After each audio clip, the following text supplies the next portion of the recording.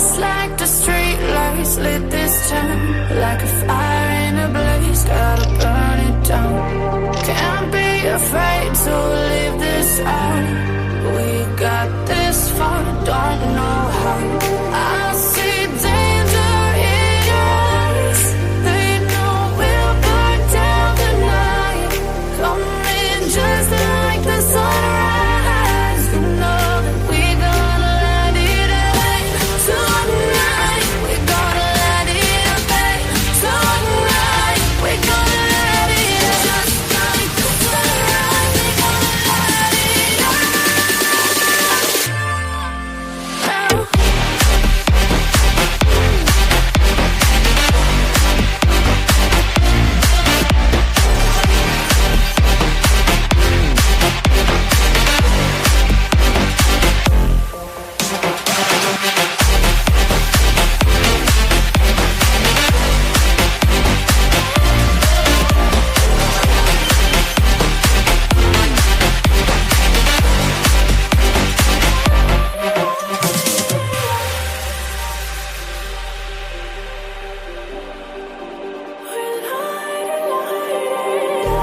Just like a spark that's breaking out. Can't make a stop, can't turn back now. We know that there's no room for doubt. No, we can't turn back now. I see danger in your eyes. They know we'll burn down the night. Coming just like the sunrise. You know that we gonna let it rain. Tonight, we gonna let it rain. Tonight, we gonna let it rain. Just like the sunrise, we gonna let it rain.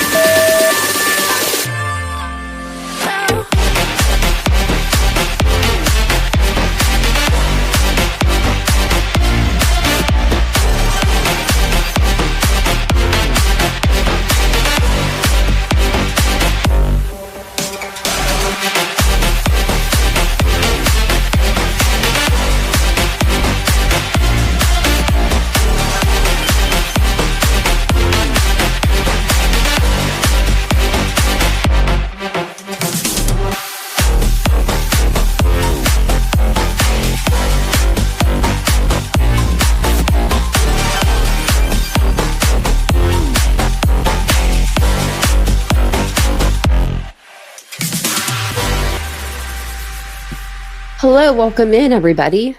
I still can't hear the music, so hopefully it's turned off. Let me make sure. Should be off now. Is the music off? Okay.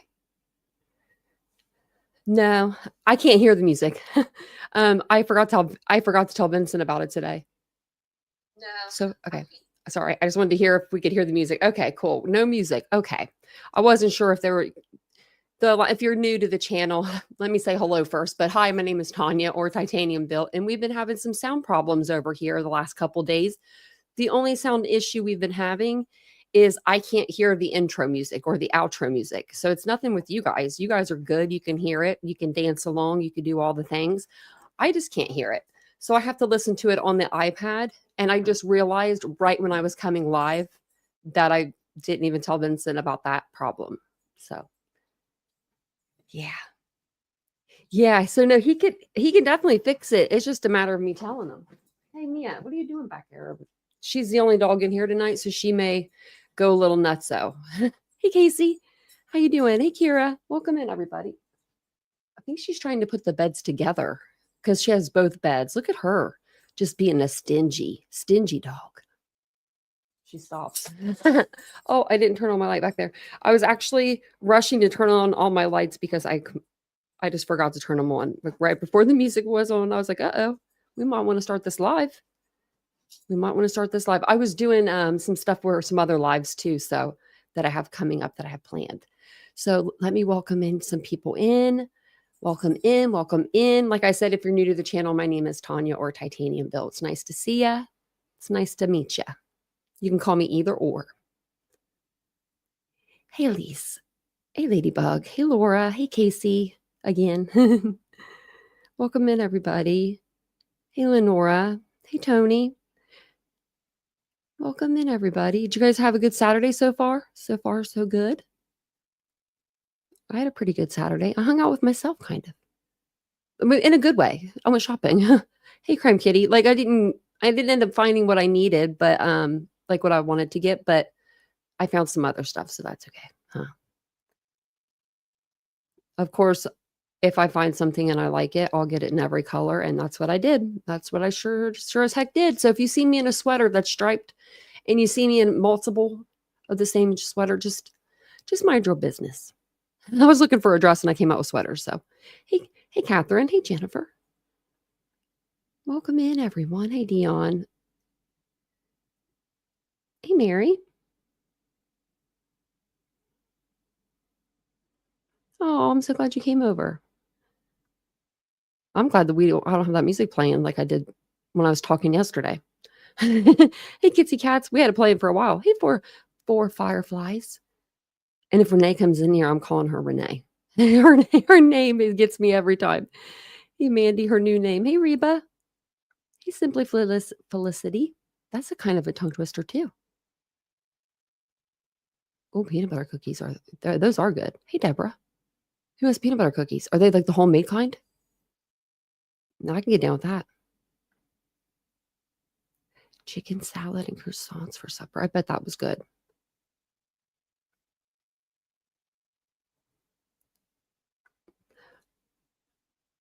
Oh my goodness, that's so funny. We have a cow emoji too. Use that thing up. We have it for a lady, a member of ours that she's no longer here, but unfortunately she's no longer alive. But her cow one night, it was like a Saturday night.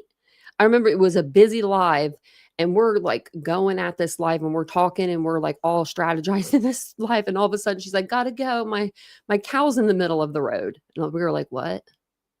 You have a cow? So we're like, what do you mean? So we all laughed so hard at that. I forget what case we were covering when she told us. I know it was, we did cover the Oklahoma case, that one where the guy had murdered all of the kids and the wife. That was one of the cases we started covering when she came in, but I can't remember the exact case we were covering that night, but it was pretty funny. It was pretty good. Oh, you're making peanut butter cookies while you watch. Mommy time. Oh, that's the best time. That's the best time. Frozen pizza and egg rolls. That's not bad. I had pizza. Hey, Marcella. I had pizza. Oh, Vincent ate without me. How dare he do such a thing? I try to give him some. So real quick, since we have a couple minutes before we can start talking all the words we want to talk, since he's been working from home, we see each other like all the time. So today he's like, you can go shopping and just whatever you want to do. And I was like, I'm gonna be out for a while then. Okay. So I was out for a little while and he was like, you were out for like so long. And I was like, well, okay, I'm glad you missed me. And I'm not gonna lie, I got one of them chair massages before I left the mall. I probably shouldn't have done that. My back's kind of hurting now, but I can't have the actual massage people touch my back. Sensory issues. They're the worst. But there's a document that I missed the night before last when we were going over Idaho for because we went over the David case last night. Yeah. So I'm going to read it tonight because I think it's important that we read it. Like I read the outcome and then I didn't read the document that kind of got us to the outcome. And I was like, oh, it is 14 pages. I'm not going to read all 14 pages. I'm not going to do that to y'all. I'm just going to read the background and like the most important parts of, the document.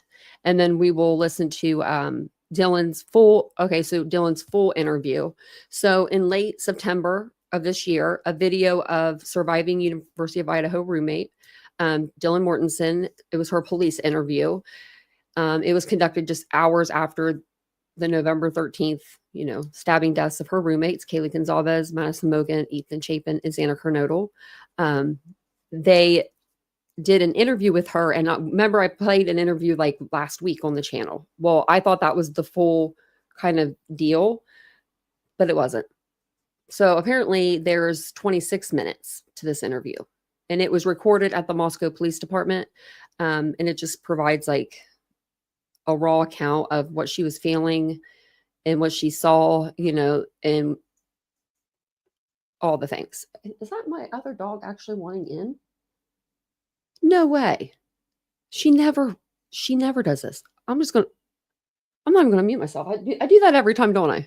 I'm not even gonna mute myself. Just gonna let her in. Hey Mia, go move over. Move over for your sister. Come on, look who's here. Come on, move over there.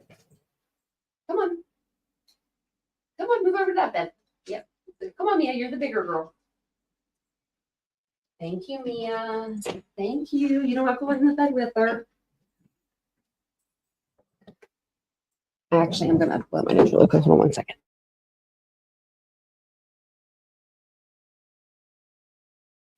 I swear, I blow my nose more than anybody.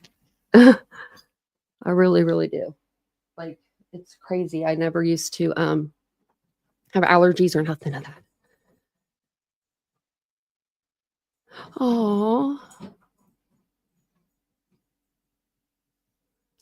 sorry about that, Casey. Isn't non-Hodgkin's lymphoma what? And I think it is. Isn't that what Suzanne Morphew had? Yeah. Now Araya's doing the same thing, but on the other bed. They're funny, but I think she did. Okay.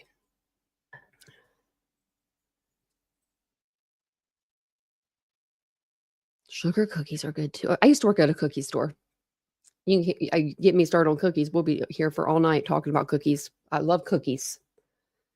Mr. Rosebud, don't ever say sorry when you roll up like that. You just come in, you just let us know. Like, hey, if you're not sitting with glasses on right now, then Mr. Rosebud, then you got to be. Okay, so we'll start with the document. I'm not going to read, like I said, every page to you because a lot of it's like the legal stuff. It does get a little like, even I want to fall asleep sometimes. So I won't read that part to you, but I'll read you what we need to know. And I think you guys know the outcome of this. She's just having the time of her life back there. So I do have it in yellow because it's part of the court documents. Usually if it's in pink, it's going to be the plaintiff side. If it's in blue, it's the defendant side. So if you guys are ever wondering, that's how I always do them for every case. So this is memorandum decision granting in part plaintiff's complaint for permanent injunction. And when I read through this, I'm glad I did because there's like stipulations to what they're going to do, and so we'll kind of know more about them. But the background of this, of course, is on November 13th, 2022, for University of Idaho students, Madison Mogan, Kaylee Gonzalez, and they'll be referred to as their last names, Xander Kernodle and Ethan Chapin, collectively decedents, were tragically murdered in Moscow, Idaho. The events took place at 1122 King Road, a private home shared by Mogan, Gonzalez, and Kernodle. At the time of the murders, Chapin was staying at the residence with Kernodle. In the hours and days following the incident, multiple law enforcement agencies partnered to investigate and process the crime scene. Among the first to respond was the Moscow Police Department. As part of the investigation, videos, photographs, reports, and other evidentiary materials were generated, which ultimately led to Brian Kohlberger's arrest. For a multitude of reasons, the criminal case garnered worldwide interest. Until July 2nd, 2025, the criminal case was pending trial, and until July 17th, 2025, a non-dissemination order was in place, which prevented the disclosure of certain records to preserve the parties' rights to a fair trial. On July 23rd, 2025, a judgment of conviction and commitment was entered concluding the criminal proceeding. Since July 23rd, 2025, the city has received over 1,150 public records requests for information related to the criminal investigation, including but not limited to, I can't believe that. I can't believe over 1,100 people. That's a lot. I wonder, what if there's been O.J. Simpson. I wonder what his case got. I'm curious. Well, I might have to look that up. But this is what they want: crime scene photographs, 911 calls, police reports, body camera footage, witness statements, autopsy reports, and MPD investigatory, can't even say it, records. In response to the request, the city made redacted police reports available to the public via a web link and disclosed 186 photographs. No, they didn't. Taken at the crime scene. They didn't give all the pictures. Hold on. I got it right here. Photo release. We got 23 out of those. We didn't get out of the 182. Or at least it says 186, but they're supposed to drop 182 of them on us. We didn't get them. We got what I just said, 23 from the first drop. So it says that they taken at the crime scene, some with blurring over the decedent's bodies. On August 11th, 2025, the city provided copies of these photographs and certain redacted video to plaintiff's counsel and informed counsel that the city would be disclosing the redacted videos, including redacted body camera from MPD officers that depict the crime scene, as well as other materials within the coming days. Okay. Upon reviewing the photograph and video provided, plaintiff's counsel emailed a response to the city objecting to the release of any additional materials in the case because it would constitute a violation of plaintiff's personal privacy.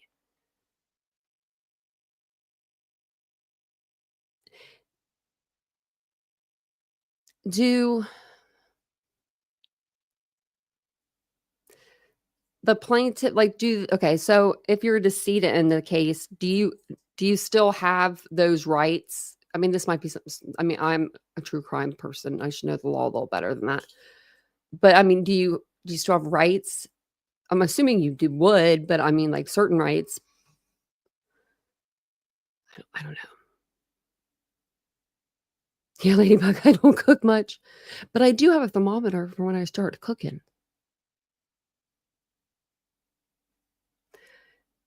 Like, is there an expectation, I guess that's what I should say, to a personal privacy? I don't know.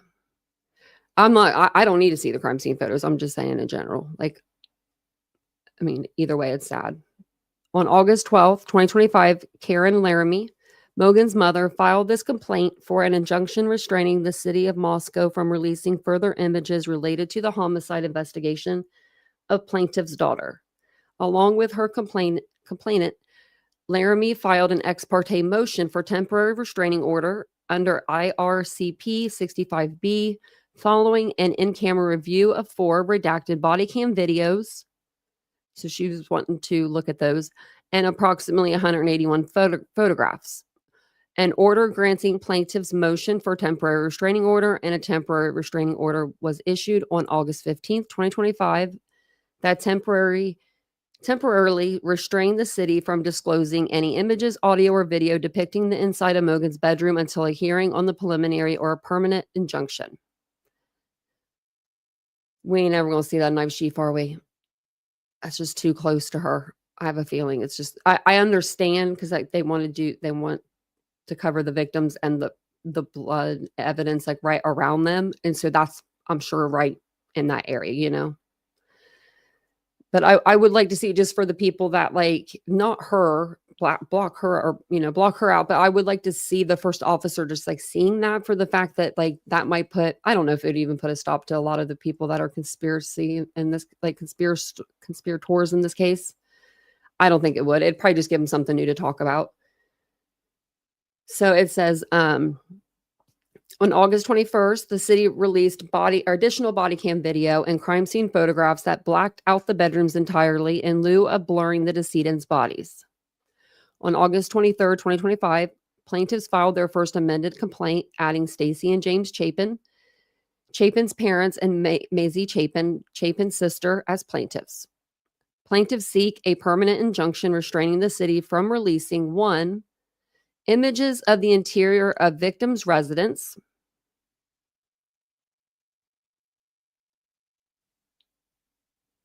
Okay, that's a little much. I think that's a little much. I think a little bit.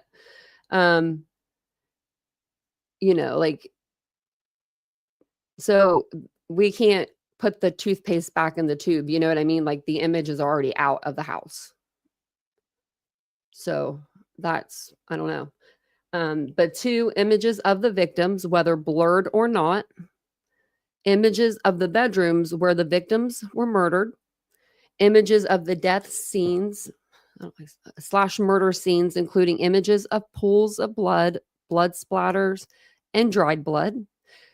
So I'm going to repeat that because people are saying, oh, there's no blood in this house. Well, apparently there is. To include images of pools of blood, blood splatters, and dried blood. Images of the personal property and items of the victims of the homicides found inside the interior and exterior of the residence, including but not limited to containers of alcohol. Whose underwear's outside? Somebody lost their underwear outside? ID cards and other personal items. Well, if we saw ID cards, we would just blame that on Koberger, probably. I mean, images of witnesses, including witnesses hugging each other and sobbing. Okay, I can see that. Video and audio media containing sounds of the witnesses, including sounds of them sobbing, and video or audio media containing statements of witnesses given to law enforcement officials, including statements evidencing their extreme emotions.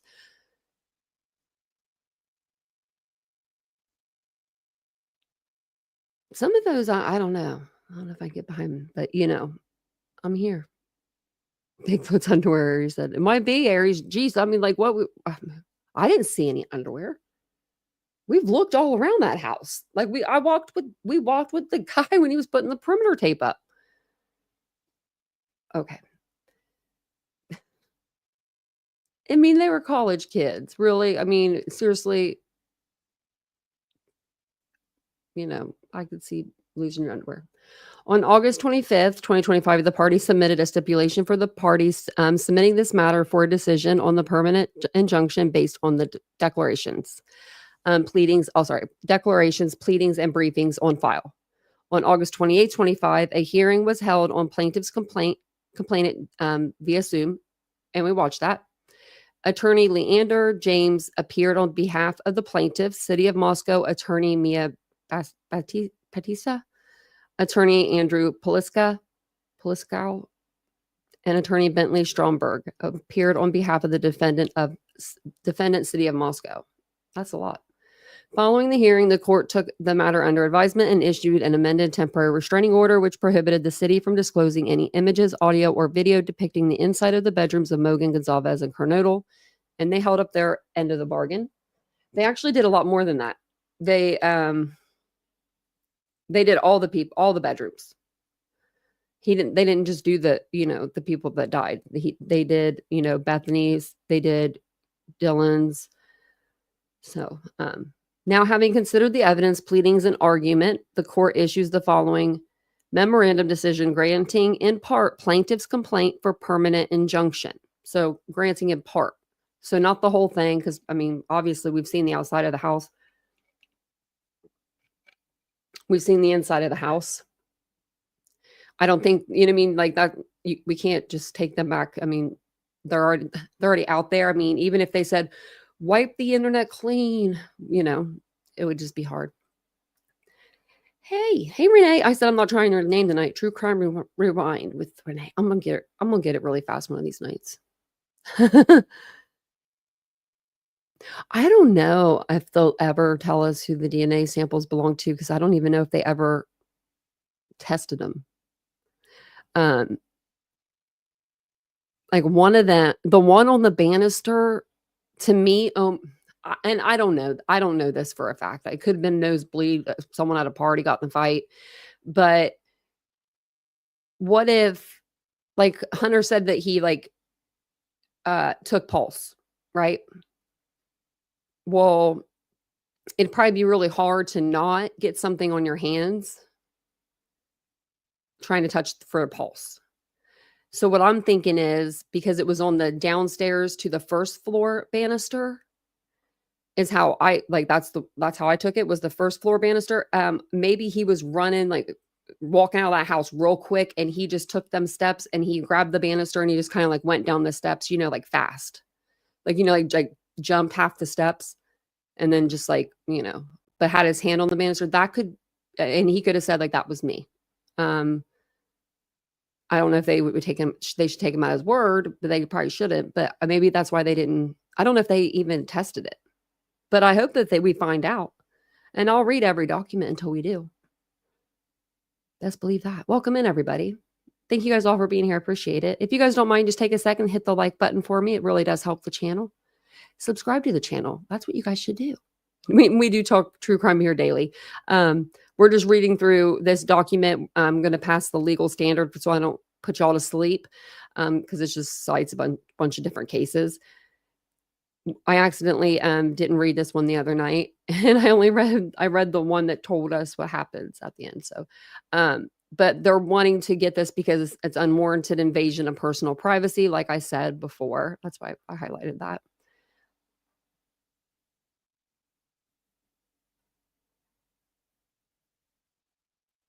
Okay, right here.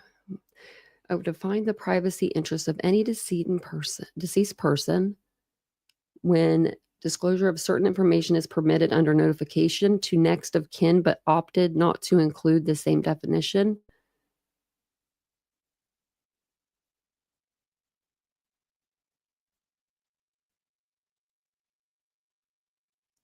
Okay, it's just because the language is wrong. I don't know. I think that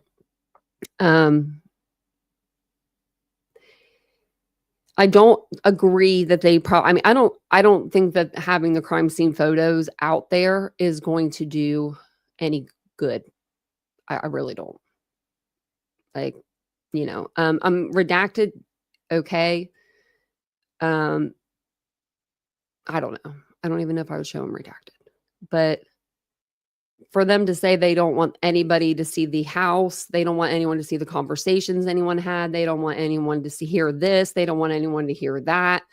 I mean, we've got to hear the discovery. We got to hear what happened in the case. We don't have to. We have a right. That's what the Constitution's about, right? Like First Amendment, free speech, all the good things. But I mean, I understand like I don't need to see the crime scene photos, but I do want to read what I can read, right? Like I would like that. And the photos of the house are already out. Like, I mean, that's something we can't put back in the tube. But I do understand the want and the want to not have the pictures online. I can 1,000% understand that. I would probably be so mad if they were online. But then again, it's, that's why we have the Freedom of Information Act. That's why people do FOIAs, Okay, I'm just getting towards the bottom. Okay, so it says right here, there can be, this is from the judge. So this is Judge Marshall. There could be no doubt that the photographs, video, audio, and other investigatory records in this case are incredibly disturbing. The records are difficult to digest and provide a raw view into the horrific tragedy that occurred on November 13th, 2022 that impacted plaintiffs, a college community, and the world at large. Prior to releasing these records, the city took measures to blur the decedents' bodies to prevent an unwarranted invasion of personal privacy, while balancing the public's interest to comply with its statutory obligation. Plaintiffs have a recognized privacy interest, but on balance, the public has an interest in the investigatory records concerning this horrific tragedy and how the investigation was conducted. Regarding each set of investigatory records identified by plaintiffs in their complaint, their interests must be weighed against the public's to determine whether release would constitute an unwarranted invasion of personal privacy, not just a warranted one. Plaintiff's privacy interest in preventing disclosure of the death scene images that would impugn the character of the deceased or plaintiff's memory of them or continue to re-traumatize them, causing extreme emotional distress, outweighs the public's interest in how the investigation was conducted or the scrutiny upon government action. Even the city's action in performing certain redactions supports this conclusion. There is little to be gained by the public in seeing the decedent's bodies, the blood-soaked sheets, blood spatter, or other death scene depictions, whereas the dissemination of these images across the internet and in public spheres, while plaintiffs may come upon them by happenstance, as has already occurred, causing them extreme emotional distress, is an unwarranted invasion of personal privacy. Okay. The city has blurred certain portions of the investigatory records, but additional redactions are necessary to ensure there is no unwarranted invasion. The blurrings is simply insufficient, as it still allows the viewer to see the outline and contours of the decedent's bodies and invites rather than dispels any speculation about how, where, or how they were positioned. Okay, well, what about the pictures that have already been shown of Xana and Ethan? I mean, that's really sad, because those pictures are going to be looked at more than probably the other ones, because they're the ones that just show a blur, like, won't find them on this channel, but they're out there. I mean, they were anyway. So the fact remains, the murder investigation and the criminal case are closed. Releasing these records will have minor effect upon those who continue to be perplexed by the facts or fixated on unfounded conspiracies. Let me read that again. Releasing these records will have minor effect. I'm saying they're still out there strong, the pro-burgers. What? Who have continued to be perplexed by the facts or fixated on unfounded conspiracies, whereas it has and will continue to have profound effect upon the decedent's loved ones. We try to learn over here. The city may disclose the investigatory records in this matter, but must black out any areas within the images, photographs, video, or other media that depict any portion of the decedents or their bodies and the blood immediately surrounding them. Agree. Contrarily, the court cannot find plaintiff's privacy interest outweighs the public interest concerning the dissemination of audio, video, or photographs depicting the interior of the bedrooms, except as provided above, the exterior or interior, including rooms other than the bedrooms of the residents, the personal property and items of the decedents found inside the interior and exterior of the residence, including but not limited to containers of alcohol, underwear, ID cards, and other personal items. Witnesses, including audio of crying, statements of witnesses given to law enforcement officials, including statements evidencing their extreme emotions. Despite the horrendous nature of this tragic event and its distressing dissemination across the world, the fact remains it was a quadruple homicide with investigatory records. These records, much like many law enforcement investigatory records, invade the privacy province of individuals, including suspects, witnesses, victims, and the like, and here plaintiffs and others unnamed in this lawsuit. However, these records are precisely what the law affords the public to obtain under IPRA. Under the law and facts presented, the court cannot find that the plaintiff's privacy interest outweighs the public's interest regarding these items such that their release would constitute an unwarranted invasion of personal privacy. Further, releasing images that include alcohol containers, underwear, ID cards, or other personal items of the decedents may appear embarrassing or reveal speculation as to what may or may not have occurred within the residence, but it does not impugn the character of the decedents in a way that constitutes an unwarranted invasion of personal privacy. Underwear are in. Okay. I mean, I don't know whose underwear they are, but who cares?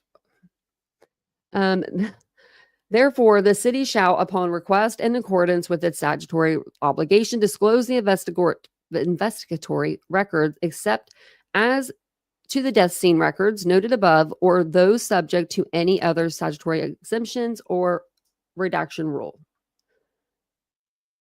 So the release of certain images, video, and audio have caused plaintiffs to suffer irreparable injury, and there is a reasonable expectation that continued release will cause further irreparable injury such that a permanent injunction is warranted. Okay. We're going to go down to the bottom right here. Conclusion.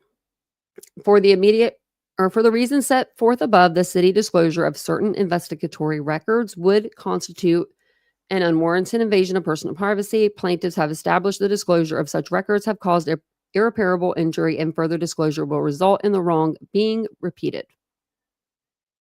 Therefore, plaintiff's complaint for a permanent injunction is granted in part. So, I mean, I think if they would have asked sooner, like about the whole, please don't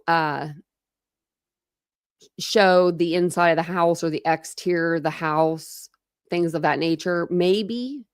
Well, the exterior, I mean, I don't know how they really would have got that out, because we had pictures from Fox News zooming in first day, but for the most part, those just were released. If they maybe would have said something a little bit ago, maybe they would have been able to, maybe they would have. Like, I have no problem with not seeing the crime scene photos at all. Like, I'm cool with that. Like, I'm cool as I was with the other ones,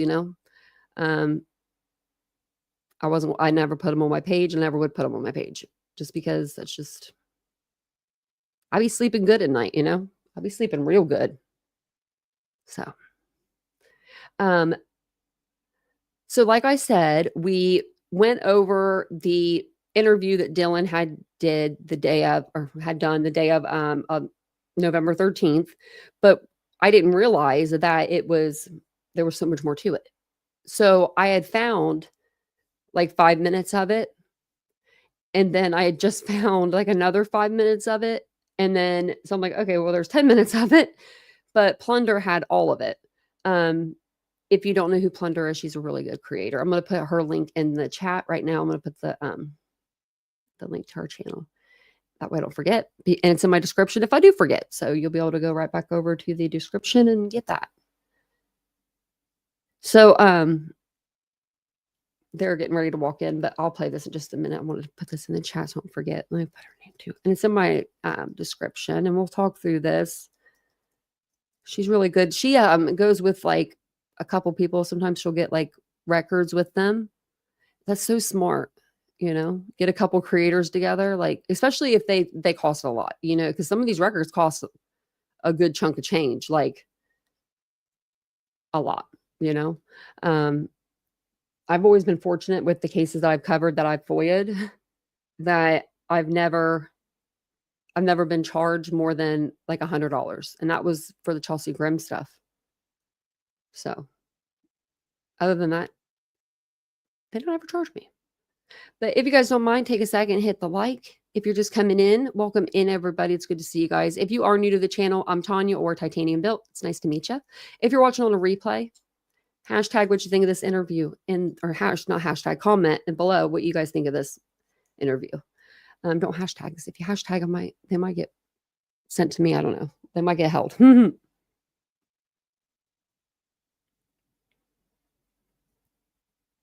Yeah. It is smart, isn't it? I'm like, y'all be smarting over here. Like her and Gray Hughes and another creator went and got the Maddie Soto case file. And I guess they just like maybe divvy it up. Like Gray is good with like animation, so maybe he gets like a certain like file. I don't know how it works. And then I just don't know how that would work. Really? See, some of those are really, some of those are very expensive. Okay, so we'll go ahead and we'll play this. But hopefully, Hey, Bree. Hey, King. Welcome in, everybody. Hey, Cirrus.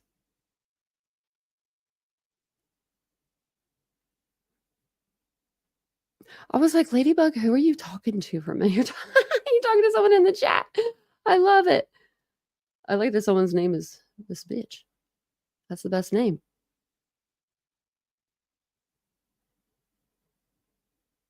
That's what I know. This bitch, that's exactly what I asked. You must have missed it because I asked the same thing.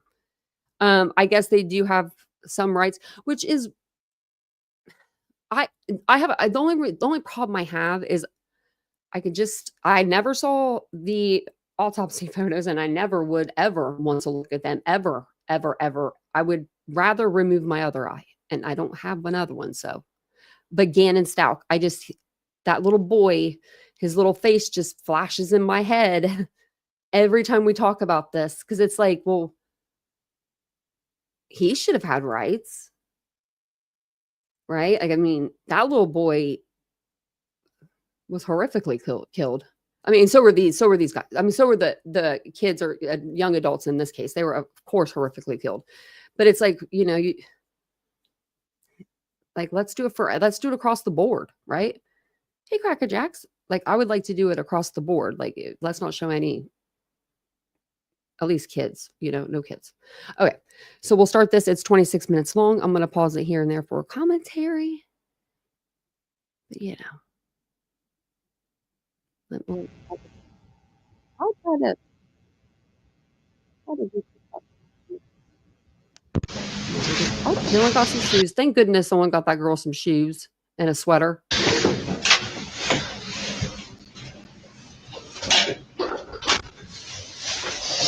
All right, my name is Lawrence.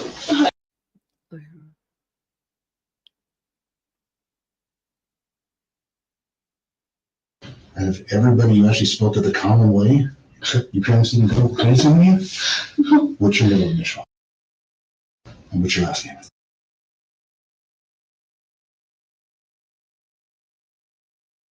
What's your date of birth? 2003. And what is a good phone number for you?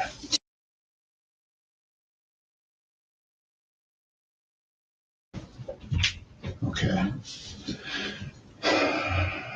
You've got your phone with you, no worries? Yeah. Do you have any pictures, any video, anything like that? Any social media posts? No. Okay. And what's a good address for you? Like, just make somewhere. Where are you living right now? Are you here at the university? What house is that? What do you mean? Is that an apartment or a sorority? It's a house. Okay. I don't know the sorority, so I apologize. I don't even know if there's any, what's there. Yeah. Okay, so tell me what you know. Okay, so there was a Simic High party, obviously, yes, we were drinking. I left to go to my friend's house. When was that party? I think I went there around like 10:30ish. Last night or this morning? Last night. And then, I went to, and then me and my friend, and then Beth, right? And then we just all went to bed. It was the house we went to for a little bit, and then it was just me, like, who came home, and then later. Okay. She's a girl. Okay. And are they all in the same place? She has. Okay.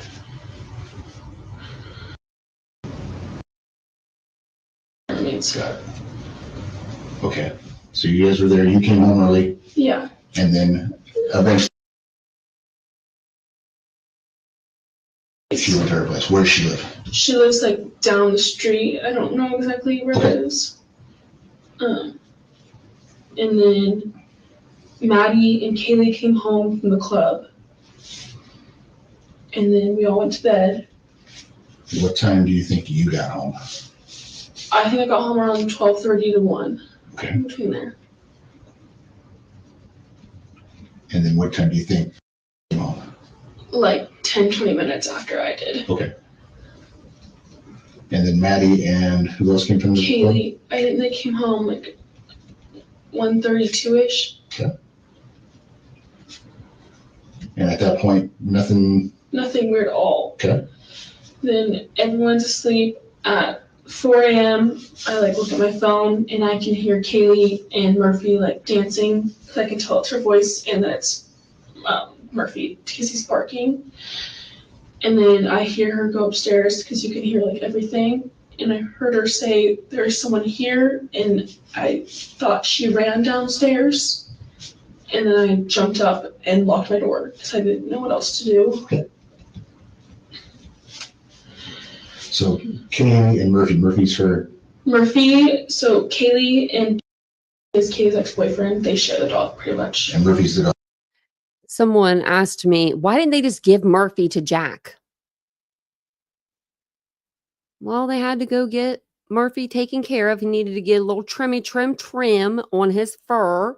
He had to get looked over to make sure there was nothing on him. And then they needed to take, fur samples and stuff like that.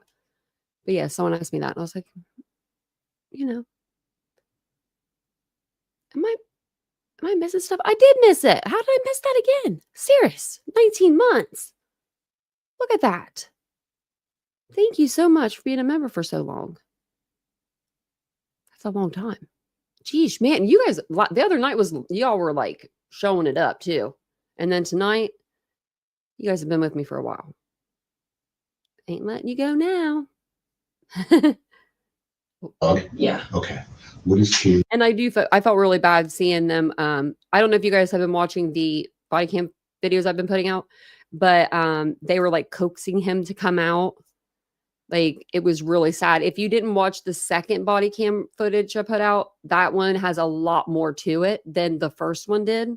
But you hear them like trying to get Murphy out from under the bed or from under the desk. And it's really sad. It's sad. His last name. Goncalves. Oh boy, spell that for me. Gonclaves. And is she here today? No. Was she one of the ones that was hurt? Yeah. Okay.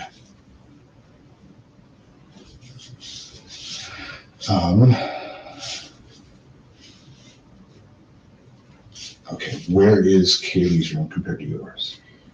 Like right above my Straight she's above. What are you on the first, second? second. And she's on third? Yeah. Okay.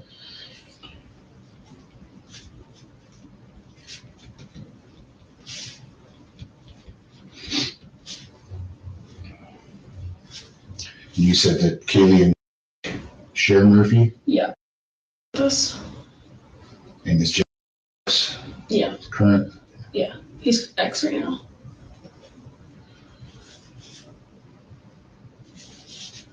Okay. Even she said right now, like, you know what I mean? Like, just like the Gonzalezes said, like, they always thought they'd get back together. I mean, she even said like, they're not together like right now, but maybe they would have got back together. You never know.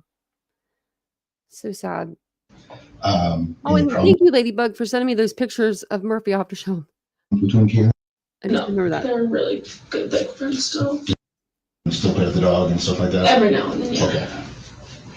So, you hear Kaylee upstairs, she's dancing, playing with the dog, normal kind of thing, probably. Yeah. And then she says, there's someone here? Yeah, when she goes, I can hear her go upstairs. And then I think she's in her room and she says that someone's here and I can tell she's scared and she runs downstairs. Where do you think she ran? I don't know if she made it past the stairs or if it was in the living room. Okay. But you heard her on the stairs. Yeah, I heard her running like super fast down the stairs. Okay. And then I didn't open the door. I just called her name. And then I called Xana, Kaylee, and Logan on my phone. And then... What were those other names? Xana, Maddie, Mogan. Sorry, we call Mogan is Maddie and Kaylee. Okay. Do you know what Xana's last name is? Kernodle. Kernodle, I believe. Okay. And what about Maddie? Mogan, Mogen. And Kaylee Goncalves. That's the same one. Okay. Yeah. Were these three friends? Yeah, we're all roommates. Okay. Who was sharing the room with Kaylee? Kaylee and Mogan are both upstairs. They don't share rooms. They have their own rooms? Yeah, we all have our own rooms. Okay. So these two are up on the third. Yeah. Where's Xana? That's my floor. Your floor. She's closest to the bathroom on my floor. Bathroom. Okay. So Jack and Kaylee aren't an issue. No, they're not at all. What about for Xana or Maddie? Are there any guys that are an issue? Any girls that are an issue? No, Maddie has a boyfriend in Boise, super nice. Okay. Xana is dating Ethan, who was in the room with her. They're really nice too. Okay. I apologize. I don't know anybody's name or anything like that. So was Ethan, Xana, Maddie, and Kaylee all upstairs still? Are those the ones that got hurt? Those are the ones that got hurt. Okay. And then the other girl that's here, she's on the first floor. Okay. And was she the one in the yellow hoodie? Yeah. Okay. So she's over there. So anybody that would want to hurt Ethan or that's jealous of Ethan? No. Nothing like that? I've never heard anything. Any cars that were in the area that you can think of that wouldn't have been normal? No, I wasn't really looking at that. Okay. And you didn't see anybody come downstairs. Did you hear anything else? No, I don't even know how they got in. We're usually pretty good about locking doors, and we've never had problems before. Like, it was just really random. Okay. So you're getting home around 12:31. Yeah. You've got Maddie that comes home just shortly after. Yeah. Maddie comes home shortly after that. And then from that point, from about 2 to 4, did you fall asleep? Yes, I fell asleep. Okay. And Kaylee also came home with Maddie at the same time from the club. So between that time, obviously, you're not hearing anything. You had something to drink, so obviously you're going to sleep a little bit deeper, right? Yeah. Okay. And then you hear her, she says what she says, you hear her hitting the stairs, you open the door, cry out to her, Yes. and then you close the door because you're scared, Yes. right? What happens at that point? I opened the door again, and I heard what I thought was Kaylee crying in the bathroom, and I heard this man's voice say, "It's okay, I'm gonna help you," but it wasn't like in a nice way. Like, it was just weird, and it was a voice I've never heard before. Okay. And then I called out to her, and there was no crying after that. I don't really know what happened after that. So when you opened the door, you thought you heard Kaylee crying in the bathroom? Yeah, Okay. but it could have been Xana, but I thought it was Kate at the time. Okay.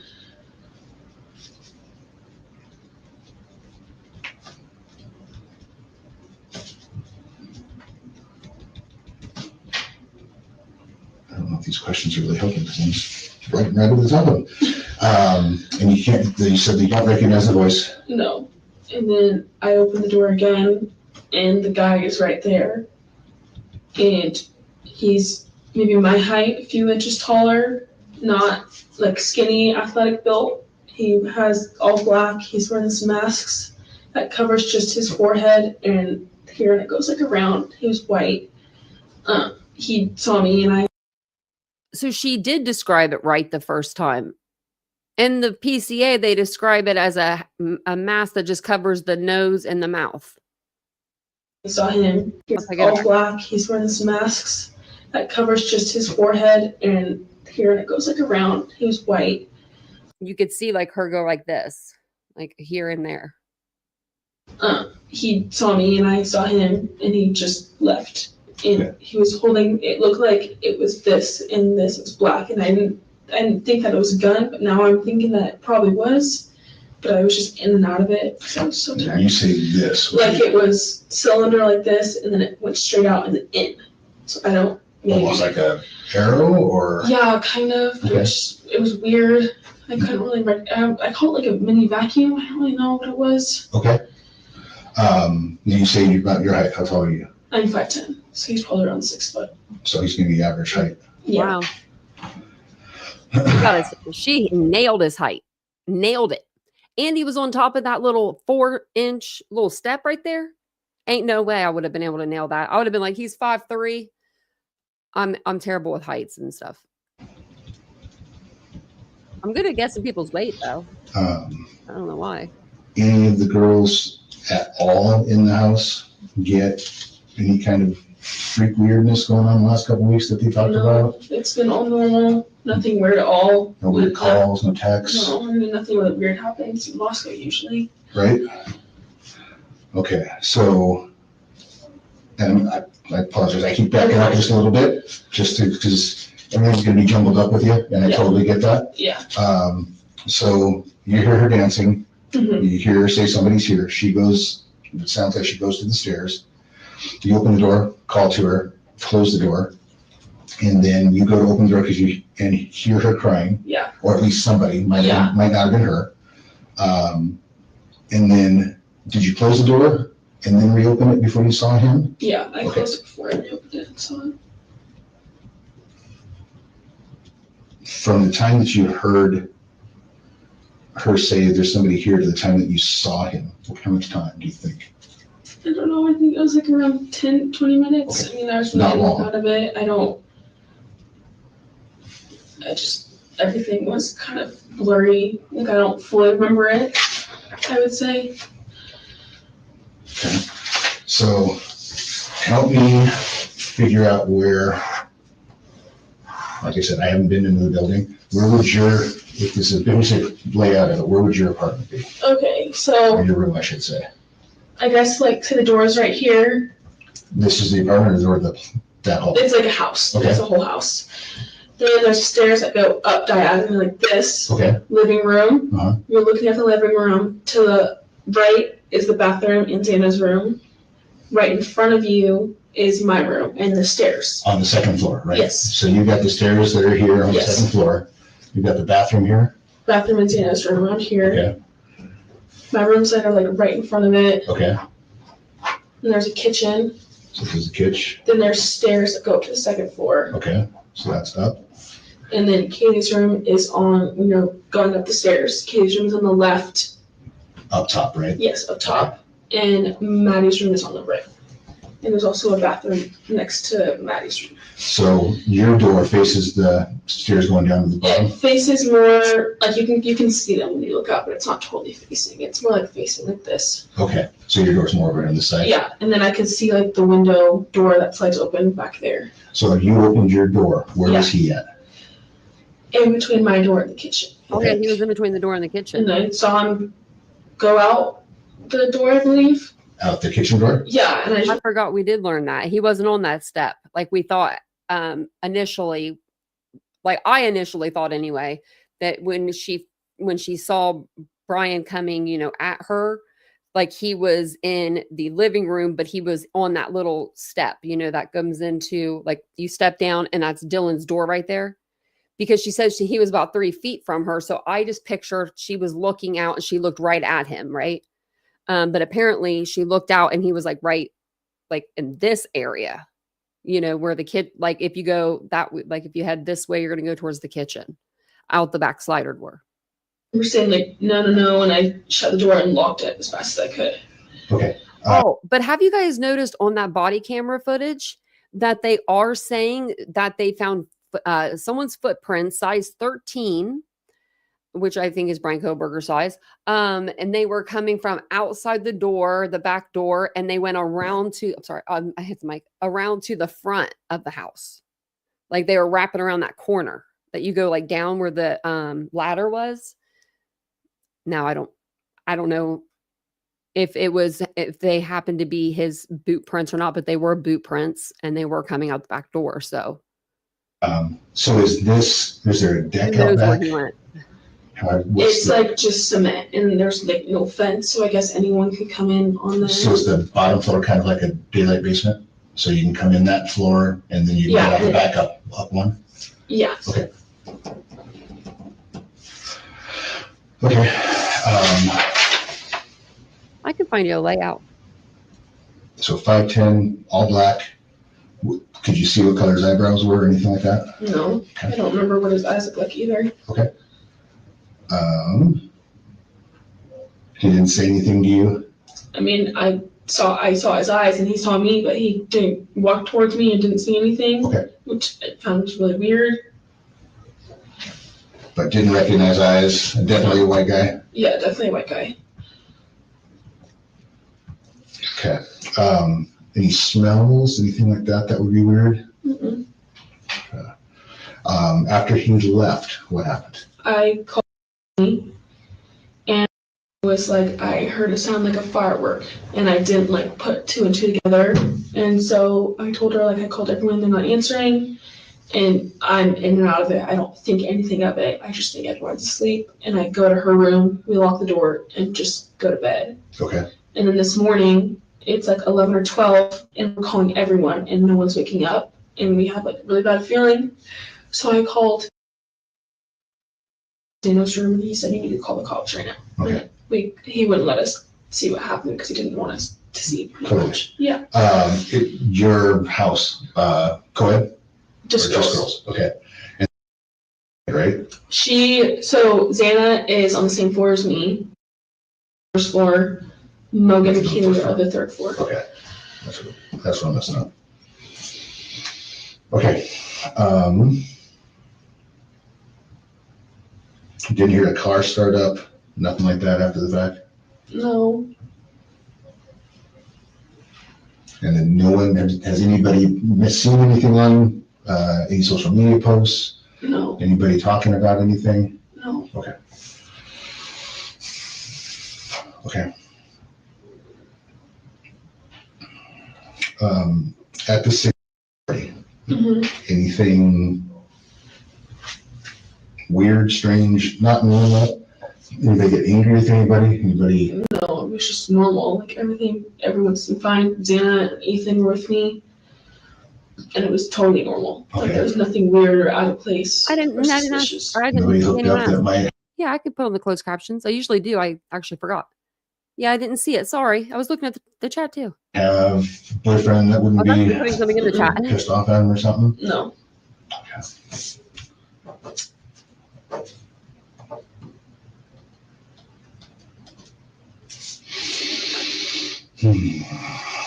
All right. Anything else you can think of that I should know? All that I really know was me saying that there was like a lot of boom, but I didn't hear it. Okay. And I don't really know how I didn't because I was on that floor. Because you were just right below it, right? Below me, and Xana and me on the same floor. So like Xana and me the same floor. And I get you. Down here. And So Xana's in between the bathroom and the kitchen? yes, pretty much. There's like a wall and there's kitchen, Xana's room, bathroom. Okay. Anybody else on your floor? No. And then downstairs on the first, Yes. and then up on the third was, Ali doesn't live there. Kaylee and Maddie. Kaylee and Maddie, those are both on the third. Yeah. Similar layout where one bedroom over the other. Yeah, so Kaylee's room was here, bathroom in the corner, and then Mogan's room. Okay. So Morgan would be over Xana's room? Yes. Ish? I would think so. Okay. And I guess Kay would be above my room, I'm thinking.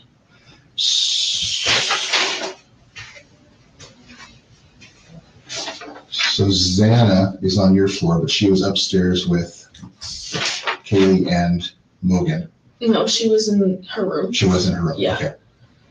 And Ethan was in Her room? Xana's room as well. Okay. So you had two of them there, then two of them on third. Yeah. Got it. Okay. Okay.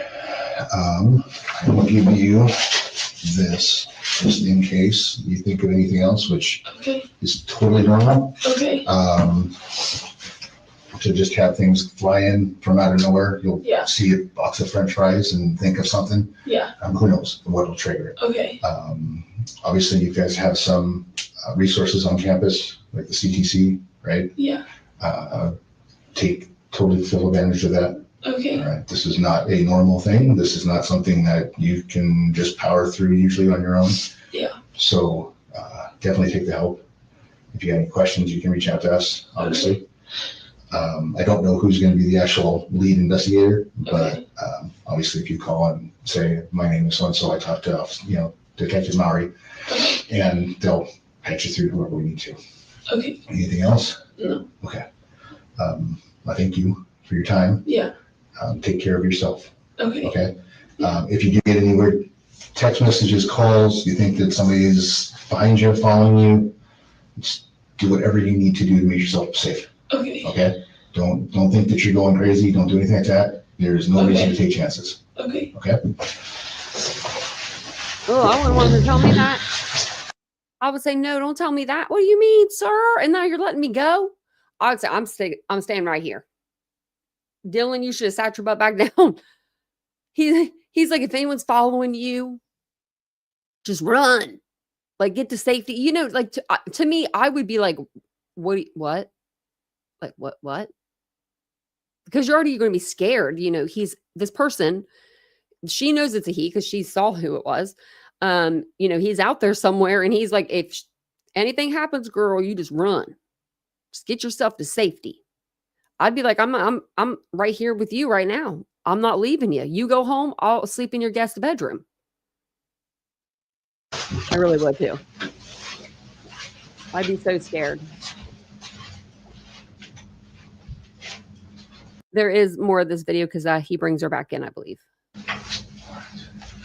We have no way to tell who's doing that, so whoever wants to volunteer that, I am talking to.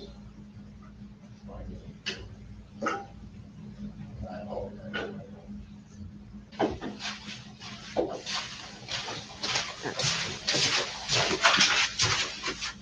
So I think that somebody might have said something that you said, I think what maybe you was,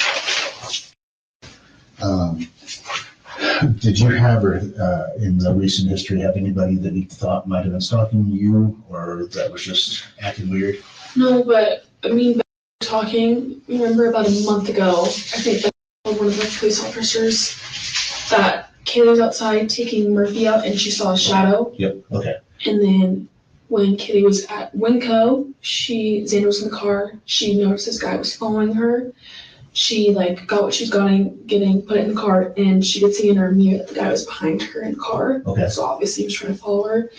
And then that was about 2 or 3 weeks ago. And then about a week ago, our door is broken, but me, Maddie, and Ben came home and the door is wide open. And obviously, yes, the door is broken, but that could also be something else as well. With the front door? Yeah. Okay. Did you ever find the back slider open or anything? Is that usually locked? What's the condition? I mean, we're pretty good at locking it. Okay. I don't think we locked it last night. This is the part that we saw whenever I showed you that 5 minutes. This is the 5 minutes that we had. Because I remember I giggled at that. I didn't mean to, but you know, she just says I mean, we're pretty good at locking it.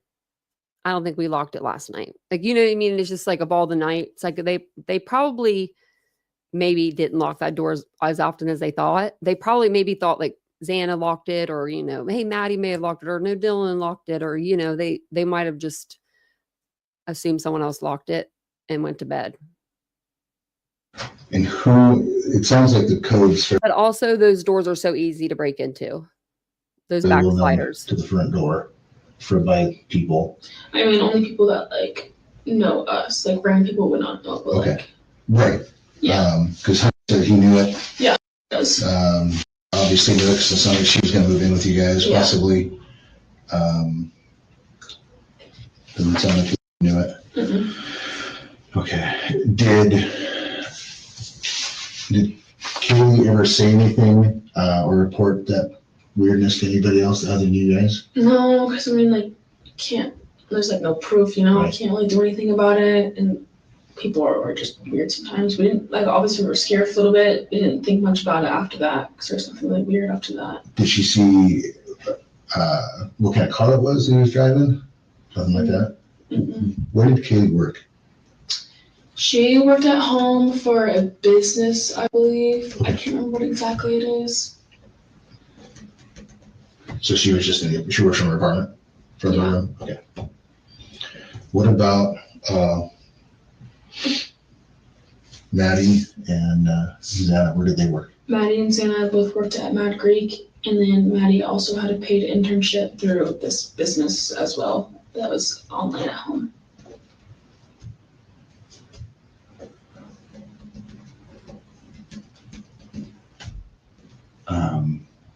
Who would know what that business is? How would I be able to figure that out? You might know. Okay. I can't remember what it's called. There's like, because they were business majors and through their majors, they were able to get these jobs. Okay.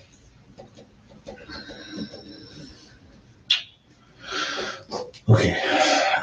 Yeah, I just, told me about Kaylee talking about something like that. Yeah. And then I heard that it was possibly you. So I just wanted to make sure that I got the right person out of those kind of things.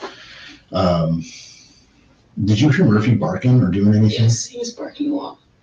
Throughout the night or? When I heard Kaylee go upstairs, he's barking a lot, and then I could tell that he was outside. I don't know how the police found him because he wasn't in the house. Okay. But he has a puppy, he barks, but he was barking a lot if there was someone there.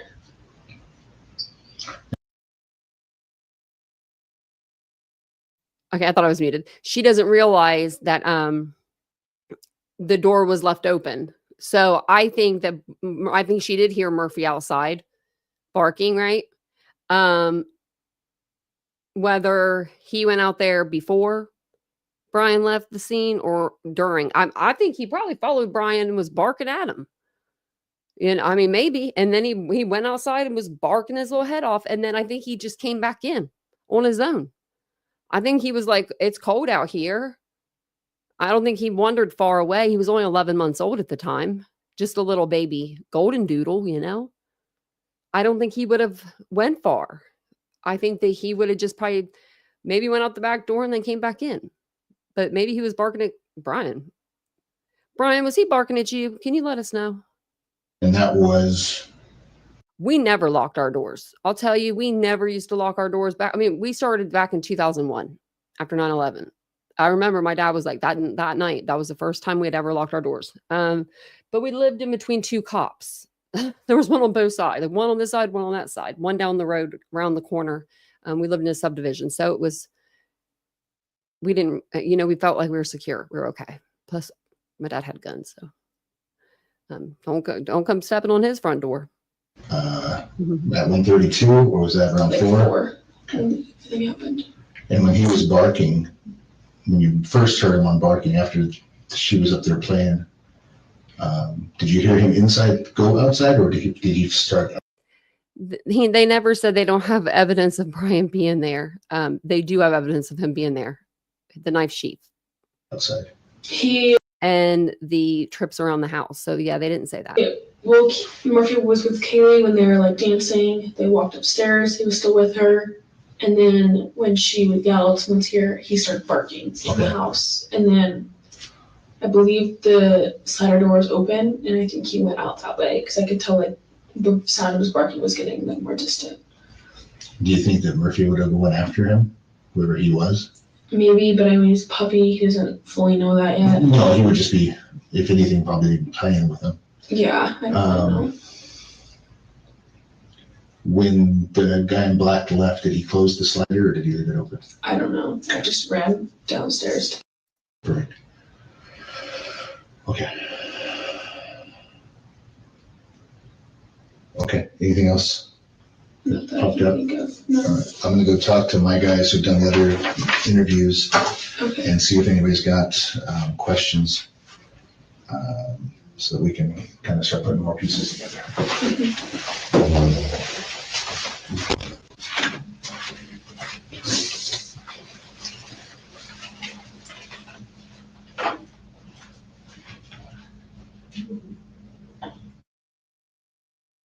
Oh, I didn't mean to turn my camera off. Blessed, what's her little thing say at the end? That's cute. Blessed are the peacemakers, for they shall be called the children of God. Plunder is she's a Christian woman, I believe.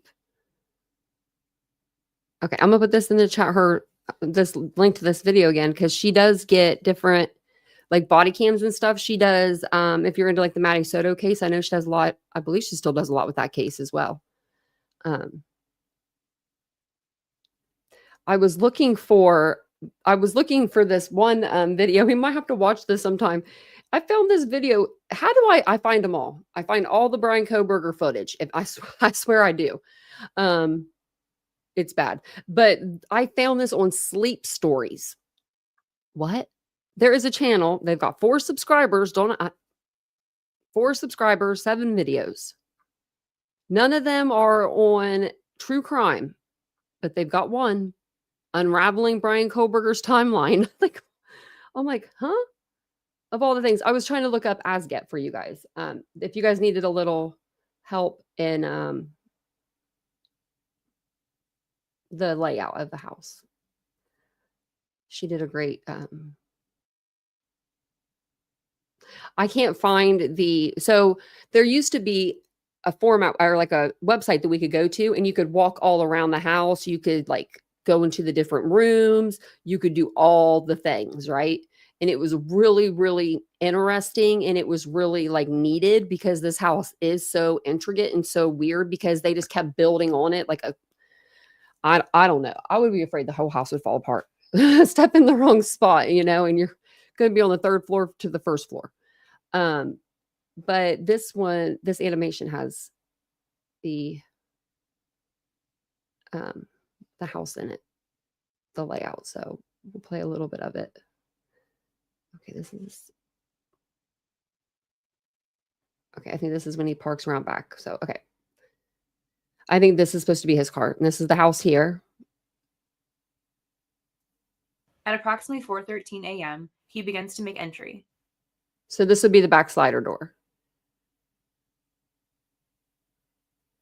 As he steps in, he takes a minute to make sure everything is quiet and that nobody is truly up.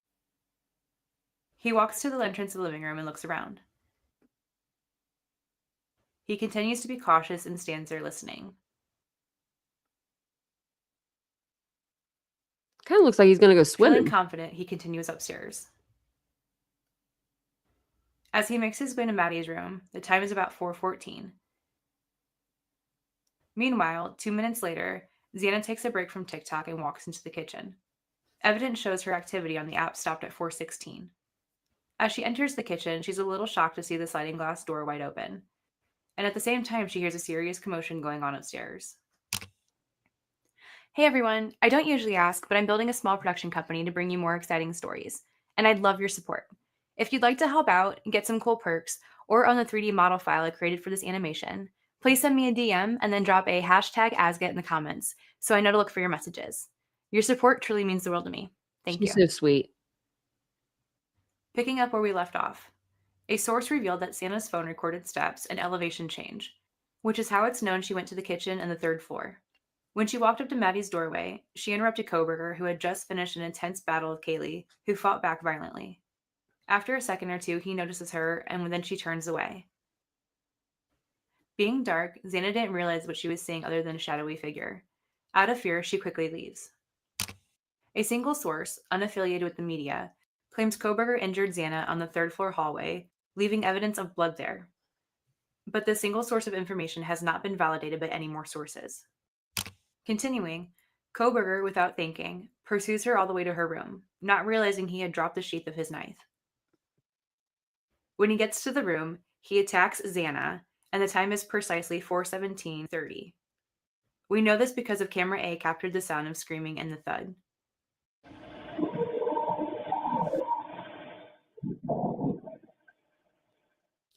After attacking Xana, Kohlberger focuses his attention on Ethan and attacks him while he slept.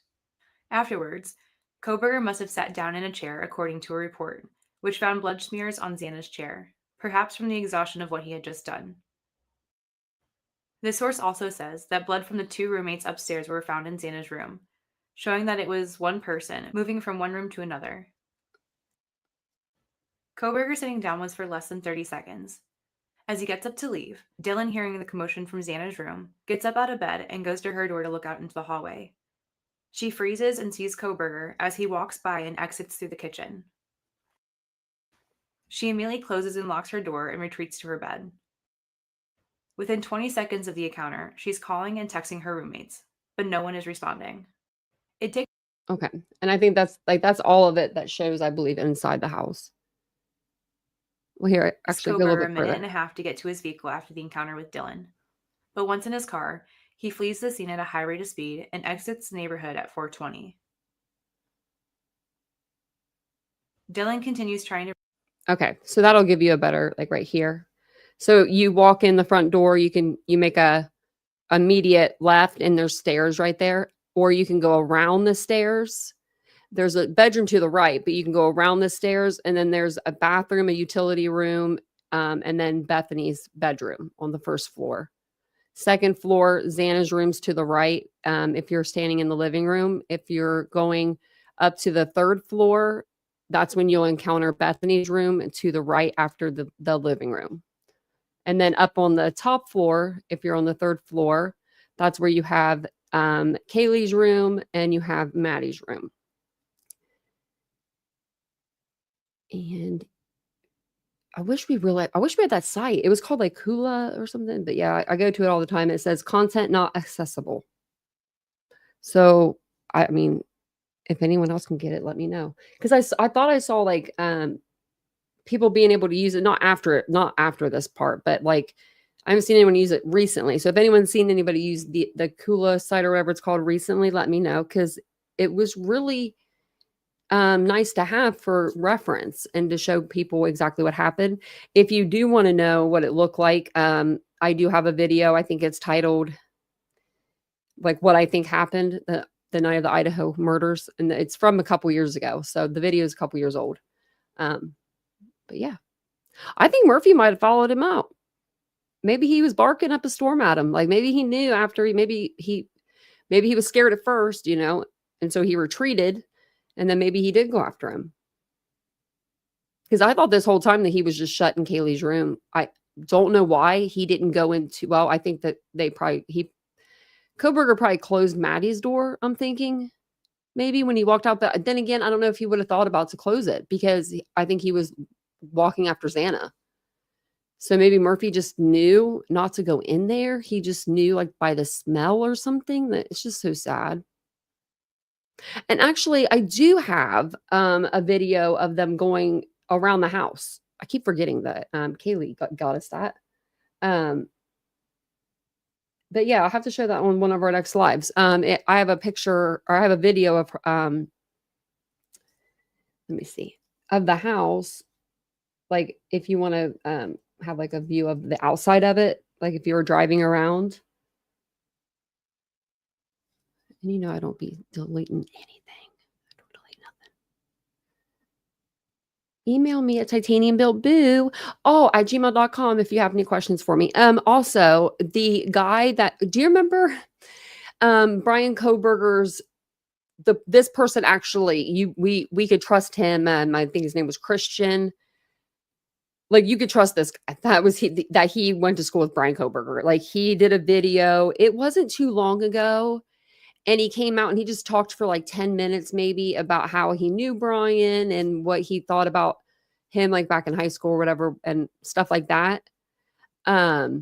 So he wrote me actually on my comment section. He was like, "Oh, you used my video and like all this." And he was just really, really nice, really, really kind. You could tell he's a really nice person. But I told him if you ever, he said that there's a lot of people in his like in their school, like that don't want to talk because like they're afraid to talk to people. They're afraid to kind of like come forward and say what they experience with Brian because, and this is all in my comment section. So if you want to go back and read it, you can. But they said just because like people, are rude, like point and blank period. People can be rude. And I said, not my chat. I said, not my chat. I said, my chat, save his chat on YouTube. So I don't know if I have a still picture of Murphy being outside that day though. But it is on the last video that I uploaded, the body cam. It's on there. A few different times they show Murphy. I think at least twice. No, I know that for a fact because, well, they at least show the officer going upstairs to like get him. And then the officer's like walking down the stairs with him, but you can't really see Murphy. You just know he has him because he's saying, "Come on, boy," or something like that. And what else was I going to say? I don't know if I have a still shot of that though.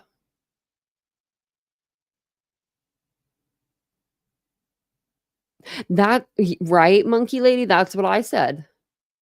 I'm wondering if,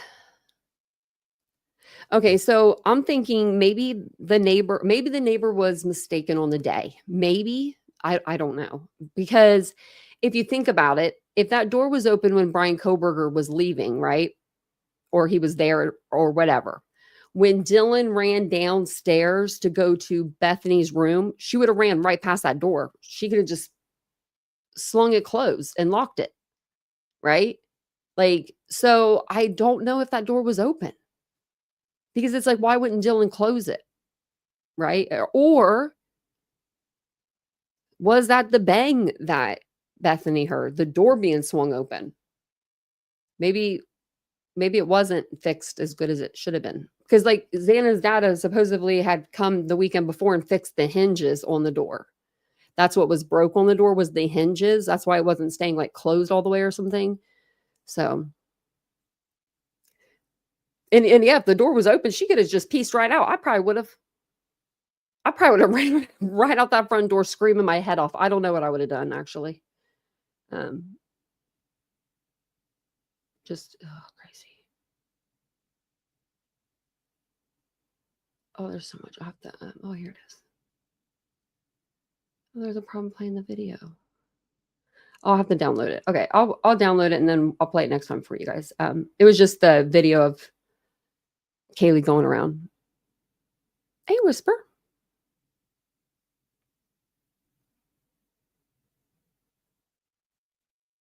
Yeah, they text someone. Well, and Bree, they did say that Dylan was known to be a big scaredy cat and to call people to come in. Like, I guess she heard something one day in the house and she called Hunter over with his girlfriend, with Emily, Hunter and his girlfriend came over and it was a pan that fell off like the counter or something. It was something so small as that, like a frying pan. But she was scared, so she called him. I mean, when I was 19, 20, living on my own, if you're in a big house like that, that probably might be a little scary, right? You know, you might hear noises and I don't know. I probably would have been, I don't know. I'm glad that those two girls survived and I'm glad that they were there and they had each other to call. I'm glad that Bethany answered her phone and Dylan was able to, run down to her room. I don't think that Brian, obviously he wasn't going to come back in the house and hurt anybody else, but you never know. And I don't know why he didn't kill Dylan. I don't know why he didn't. I think Bethany was just on the first floor and she was just too far away. Like, I think if she encountered him, I think he would have. If she encountered him in like a room, like the living room or something like that. But I think maybe because Dylan was in her bedroom too, that might have saved her. He might have just been like, oh, she's not going to do anything. Like, or if I try to go like get to her, she might slam the door, lock it, and then be really scared and call the police. Like she might not have just been like, was that somebody or wasn't that somebody? Right. If someone's running directly at her, like that's one way of being like, okay, yeah, I'm gonna call the police. Right. Casey, I was in a situation similar, as in there was a killing that happened and they were coming to tell me and I fell asleep. I fell asleep 3 different times. I woke up and I'd hear the cops pounding and then my body would just like go back to sleep. Weirdest, best experience to have, right? The worst and the best at the same time, because you're getting ready to have the worst bit of news given to you, but your brain, like, it'll shut down. It's like that little shock value that you have that's like part of your body and your system and your brain and your makeup. And you go into shock and you're like, I'm going back to sleep. Forget that, So yeah, she would overreact. Yeah. I think she probably thought she was overreacting. She's probably like, am I overreacting? And she probably assumed the reason why Kaylee and Maddie and Xana didn't answer their phones was because they were all drinking that night. And she probably thought they all just went to sleep. All they're passed out, like I'll see them in the morning. I think that, just said like nothing happens in Moscow, she said. I lived in a town just like that, nothing happens. But It wasn't their town. I mean, Pennsylvania, y'all got to claim him, and I'm from Pennsylvania, so we don't claim him. Her dad's either like a lawyer or a dentist. I can't remember. Yeah, call 911. Yeah.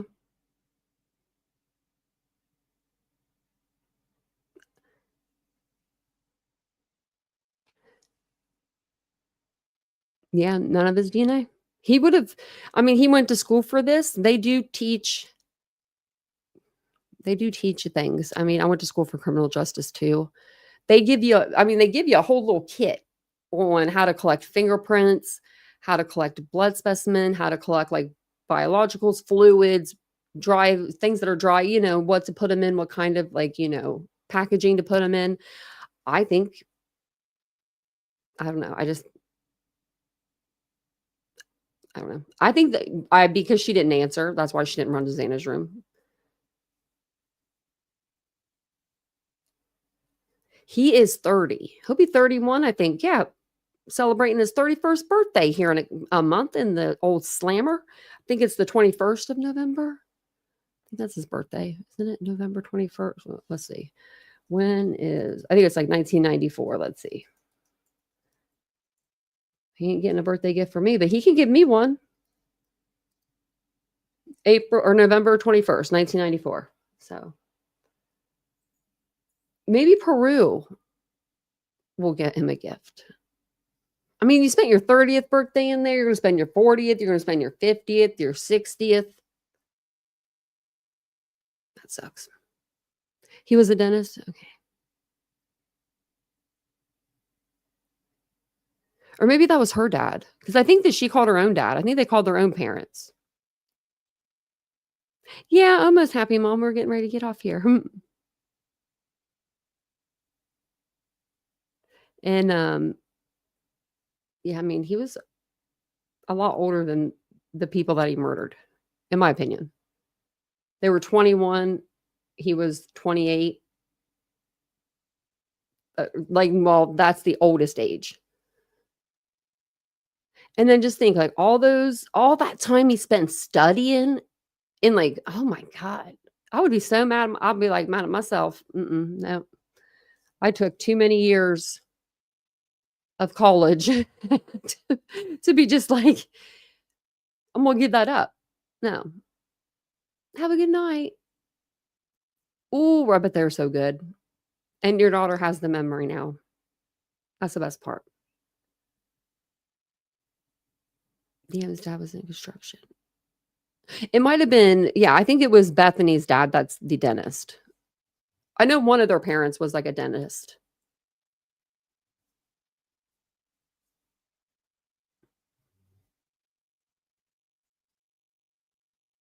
Oh, you didn't get the notification? Oh, it's probably because I might have scheduled the live really fast. Like I need to start scheduling them a little bit further out. And I'm going to try to do so I want to do something for the members because you guys are members of this great community. And I need to do something nice for you. So I thought because it's something good to do, we should do like the last like 20 minutes or like 15 minutes. We'll start tomorrow. I'll put a little post-it note up or y'all remind me. We'll do the last like 15 minutes of the chat. We'll do members only. And then that way you guys can, chat with the members. I don't know. It'll be fun. It'll be fun. We've done it before. It's just been a while. And then maybe we could do that like every so many nights. That'll be a good time. If anyone wants to become a member of this great, amazing channel, the link is always pinned above at the top of the chat for you guys. Thank you guys for being here tonight. I appreciate you. Hopefully you guys have something fun to do tomorrow, some fun plans. I need to take some pictures. I don't think I'm going to do it tomorrow though. I don't want to. I don't really want to. I was going to go to like one of the little sunflower places, but like fields, but I think I'm going to do it next week. I don't know. We'll see. But I hope you guys all have a good night. I might come on earlier tomorrow. You never know. I don't think there's anything to do. I'm just trying to think. I'm like, is there anything I have to do? I don't think. And these dogs are sleeping, so I'm going to just sit here for a minute while they're snoring behind me. But thank you guys so much for being here. I can't hear the music. I'm going to figure that out. That's what I need to figure out. Because like this, like the applause, I can't hear that either. I'm giving myself a hand. I can't even hear it.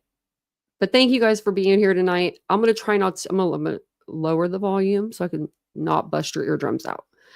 But thank you guys for being here. I'll see you guys all tomorrow. If you are into true crime, that's what we talk about daily on this channel. So make sure you hit the subscribe, the bell icon, all the bells and all the whistles, that we ask you to hit. Hit the like button for me on the way out. And if you have anything you need to send me, titaniumbuiltboo@gmail.com. Also, if you're not a member, like I said, it's always pinned at the top.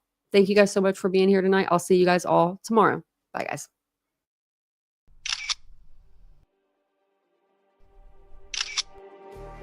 Just like the street lights lit this town, like a fire in a blaze, gotta burn it down. Can't be afraid to live this out. We got this far, don't know how. I see danger in your eyes. They know we'll burn down the night.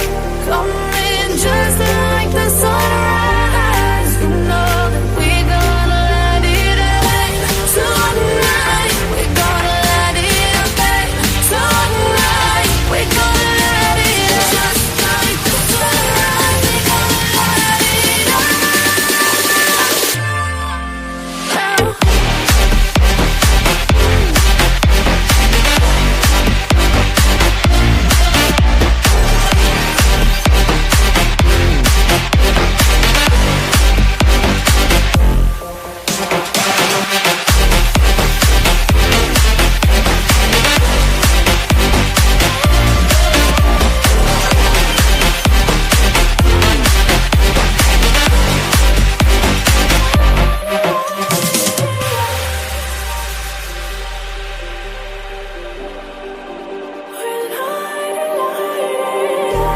Just like a spark